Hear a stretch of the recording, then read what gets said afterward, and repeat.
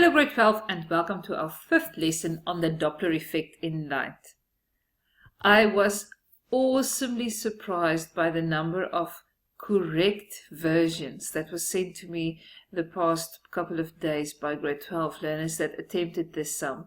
I must say this is probably one of the most difficult versions of the Doppler sum. Usually in your exam, the Doppler sum is quite an easy one. Okay, so here we have a bat that emits a sound with a frequency of 25 kilohertz. Be careful of your units. If they give it to you in kilohertz, remember you're supposed to have it in hertz. In the direction of an insect that is flying away from him. The frequency of the sound that returns to the bat is 23,851 kilohertz. You can see that the frequency is lower, and that makes complete sense because the insect is flying away. And you need to determine the speed of the insect. Assume the speed of light in air is 340 meters per second. So we have two different situations. In our first situation, the bat is our source and the insect flying away is the listener. Because the insect is flying away, we know that the insect is going to hear the sound at a lower frequency. So we know this value must be smaller than 0 so that I can have that.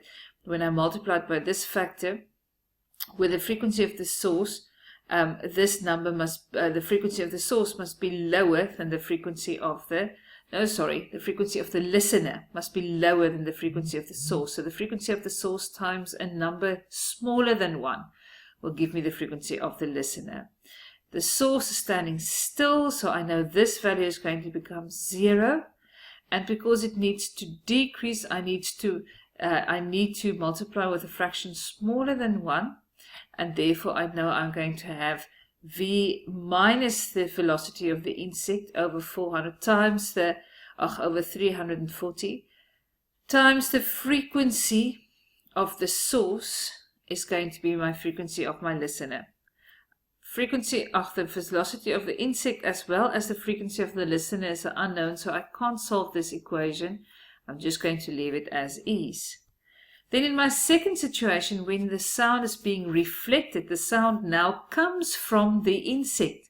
So the insect now becomes the source and the bat becomes the listener.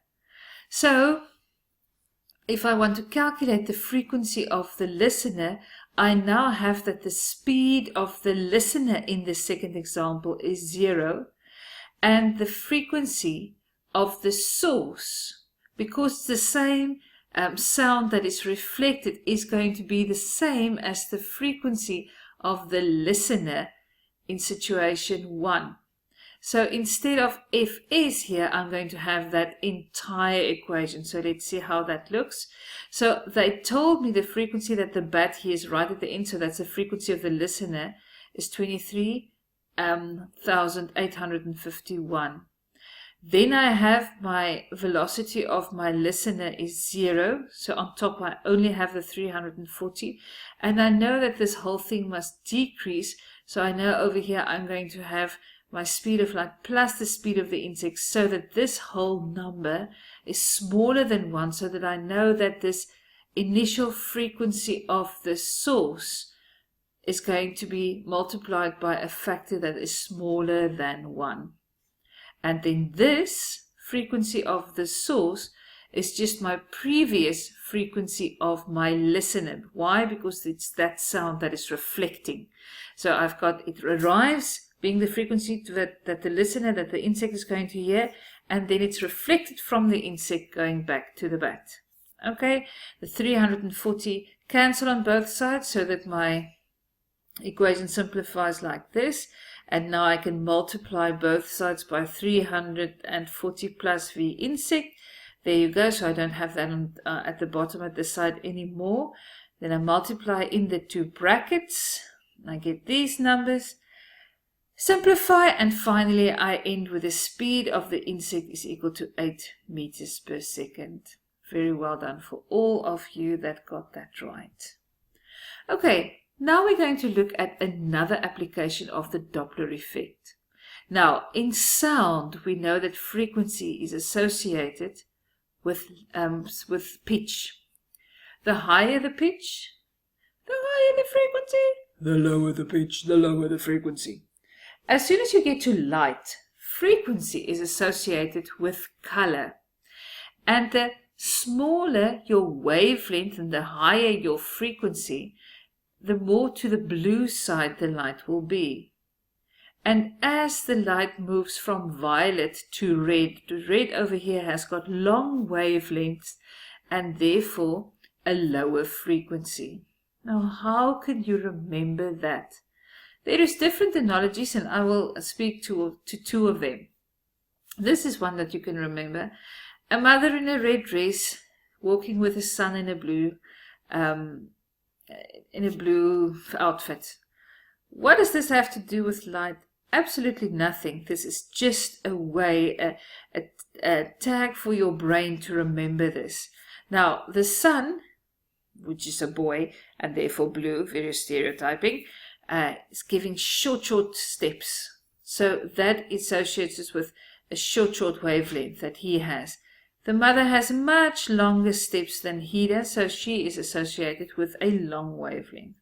Okay, another way in which you can remember this, and now I'm taking quite the detour to explain this analogy, but stick with me, this is the one that I kind of remember more. Okay, now let's look at this girl, and she wants to walk to the kitchen. Unfortunately, there's a few breadcrumbs on the floor. Is that going to bother her?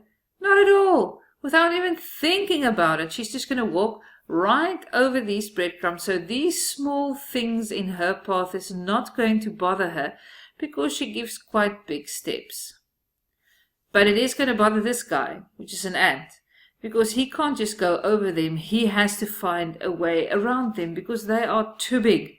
And the analogy that I want to make here has to do with light as it travels to Earth.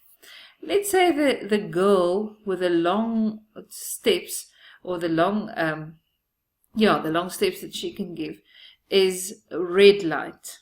And this little guy is blue light. Then I'm going to use this analogy to explain why the sky is blue. And that helps me to remember which color has got this short wavelength, because I know when I look up most of the times the sky is blue. So let's look at color or light coming from the sun. In midday, the path that the light needs to travel is by far the shortest. When the sun is right above your head, the light only needs to travel this bit through the atmosphere. Now the atmosphere is full of particles, hence my analogy with the sand particles. And red light with its high frequency is almost like the girl that needs to walk over these breadcrumbs. It's not a problem. The wavelength is so long that the particles in the atmosphere does not really influence this. But the blue light has got such a short wavelength that it continuously reflects from different particles, and at the end of the day it actually spreads out, and that is the reason why the light appears blue during the day, because your blue light is actually scattered inside the atmosphere. It bounces off from all little particles, dust particles and stuff that you find in the atmosphere. Late in the evening, when the sun sets, you can see over here the sun is setting, it's going down on that side. You can see that this light is traveling through much more atmosphere. And then what happens is the blue light are scattered so much that it doesn't even reach the earth anymore. The only one that are able to travel through is the red light, and that is why evenings and sunsets are more orange and red, because the blue light can't reach us anymore. Okay, and that's how I remember. Oh, why is the blue light so? Why is the sky blue during the day? Because the blue's got such a small, short wavelengths, almost like the steps of the ant, and they were scattered as the light passed through through the atmosphere. So you can decide if you like this analogy better with the mother and the son, or you like this idea of why is the sky blue, to remember which of these has got the longer and shorter wavelength. Okay, back to the Doppler effect and light. Let's look at the Doppler shift and what it's all about. The frequency or the wavelength of a wave emitted by a moving source observed by a stationary observer is different from that of the source. That we saw with sound as well. Remember, the frequency of the source was often when the source was approaching, the frequency that the listener heard was much higher than the frequency that the source emitted. The same goes for light. If you have an object that is traveling and it's emitting light, then what will happen if this object is moving towards you? Again, the wavelength will seem to you a little bit shorter than it used to. And what does that mean in terms of light? It means that colors that used to be towards the red side of the spectrum will now shift towards the blue side. And this is called a blue shift. If the source is approaching the observer, that observed wavelength will be shorter than the rest of the wavelength, and that's called the blue shift, which will have a shorter wavelength and a higher frequency. If the source is moving away from the observer, remember with sound we had that the sound would be lower, but with light what we will have is the wavelength still will be longer, but as soon as I have a longer wavelength, it means the light will appear a color which is more to the red side of the spectrum, and that is called a red shift, and that will have lower energy. If the source is moving away from the observer, then the observed wavelengths will be longer than the initial wavelength, which is the red shift. Okay. So this is more or less what's happening. We have a star and it's emitting light. And either this star is moving, it's always in an orbit, so either at one stage this star is moving towards the Earth or it's moving away from the Earth. When it's moving towards the Earth, then it means that the colors that's being emitted from the star is going to have, the wavelength are going to appear shorter for an observer on Earth. And when this star is moving away from Earth, that color is going to appear different. It's going to have a different wavelength, a longer wavelength, so it's going to look nearer to the red side of the spectrum. When the star moves closer, we observe a blue shift, and when the star moves away, we observe a red shift. Doppler shift for spectral lines. The wavelength of spectral lines that are close to each other will be changed by almost the same amount as the distance between the spectral lines do not change. Okay, what is spectral lines again? Spectral lines look something like this. Now what happens is if you take a gas and you heat it and you wait for light to be emitted from this heated gas and you look at that light through a diffraction roster, then you will see small little lines like this, and these lines differ for different gases. Now remember, stars are just big balls of burning gas. So what happens, let's say we look at a gas that is present in a star, but we look at that same gas that is on Earth. On Earth, that gas is moving at exactly the same velocity as the Earth. So you will get no shift. If you look at we call this almost the rest position, you will just have that light is moving like this.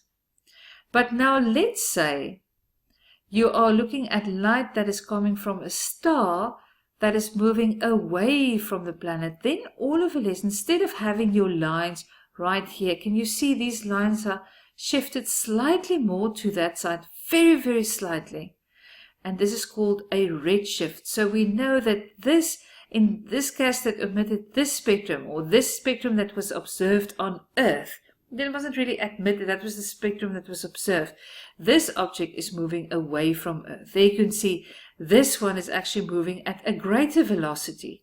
So depending on the amount of shift that you see, you can actually determine the velocity of the star when it's moving away from a planet. Now here we have a blue shift. You can see that was the original position, but now that spectral line is much more to the left, much more to the blue side. Okay, your spectrum goes from short to long. So this is called a blue shift, and a blue shift tells us that the object is moving towards us. Okay, and there you can see we have a much greater blue shift, and there you can see nicely how the colors are changing. This one is almost becoming purple.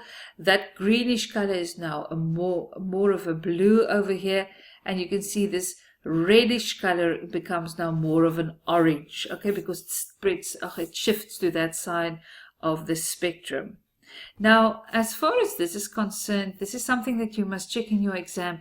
They can't give you colored copies. So probably the way that you have to see in which direction the shift is moving is by looking at the shift, whether it's moving to the right or to the left. And then you must remember it starts from short and goes all the way to long. Okay, it is increasing with wavelengths. So you will have your blue shift on this side and you'll have your red shift on that side. Okay, here's another example. In this case, we have an absorption spectrum. This one was an emission spectrum. Now, what is the difference? With an emission spectrum, we have a gas that is heated, and then we look at that light through a diffraction raster. But in this case, what happens is we send a white light through a gas, and then look at the spectrum that is given by that white light as soon as it leaves the gas. And in this, instead of a few lines lighting up and all the rest being dark, we still have our full spectrum, but now we have a few colors that is now absorbed by the gas. Okay, so here you can see in the red shift, it's moving, the lines are slightly moving to the red side, and in the blue shift, the lines are moving to the other side. Now, what is this the red shift telling us? All stars emit white light, and as they move away from Earth, they will display longer wavelengths, and that means they will look more to the reddish side of the spectrum. And we see a lot of stars that's giving us a red shift. So a red shift is actually proof to all sides of the Earth. We see a lot of red shift happening, and that is actually telling us that the universe is expanding all the time. Okay, here are a few examples of questions that you can expect in the exam. Why don't you try them on your own? Pause the video, look at the question and write down its answer. I've got 3 multiple choice questions, and then I've got 1 longer question. Here is number 2. Pause the video and look at it. Question 3. Wow. It's my first long question, so I called it question 2, and it came from an exam paper, therefore I have mark allocation, so you can pause and do this one. And then my last question. Okay. I'll probably make 1 more video, maybe 2, just on the more difficult applications. But more or less, we now have all the Doppler theory that you need to study for the exam. Good luck.